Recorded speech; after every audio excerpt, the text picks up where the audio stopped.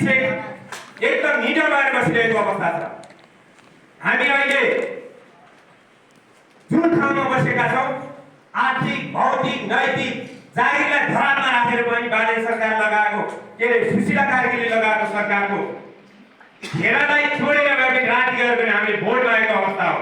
तर जनताको अवस्थालाई उहाँले कति चिन्नु भएको रहेछ भन्ने कुरा त्यो पढ्न उहाँले बुझ्नु भएको छ। र एउटा कुरा त्यो सँगसँगै अर्को कुरा के गर्न चाहन्छु भने अहिले स्थानीय तहमा सरकार बनेको छ। स्थानीय सरकार बनेको ठाउँमा त्यो स्थानीय सरकारले शिक्षकहरूलाई गर्नुपर्ने व्यवहार शिक्षकहरूलाई गर्नुपर्ने सहयोगको सट्टा असहयोग पनि भएको अवस्था चाहिँ छ। म के उदाहरण दिन चाहन्छु भने प्रत्येक स्थानीय तह शैक्षिक संस्था सञ्चालन गर्दै गर्दाखेरि विद्यालय उहाँहरूले नै खोल्नुभयो, तर स्थानीय तहले दिनुपर्ने सहयोग अहिले कुनै पनि विद्यालयलाई दिएको अवस्था छैन। शिक्षकहरू उहाँले राख्नुभयो, अहिले भट्टाभट शिक्षकहरू फाल्नु भएको अवस्था छ। त्यसमा के देखिन्छ भने बेरोजगार भन्नुहुन्छ, तर उहाँहरूका भित्र आन्तरिक रूपमा गरेका गतिविधिहरू हामी हेरौँ, उहाँले गरेका गतिविधिहरूको कारणले गर्दा शैक्षिक अवस्था कहाँ पुगेको छ त्यो कुरालाई अनुमोदन गर्नको लागि म स्थानीय सरकारलाई यो अनुरोध गर्न चाहन्छु। र अन्तमा धेरै साथीहरूले के भन्नुभएको छ भने कुनै ठाउँमा पनि अहिले सदस्यता दैलेख जिल्लाले पनि योभन्दा अघिल्लो वर्ष 673वटा सदस्य सङ्ख्या नवीकरण गरेको हो। अहिले 616वटा नवीकरण गरेको अवस्था छ।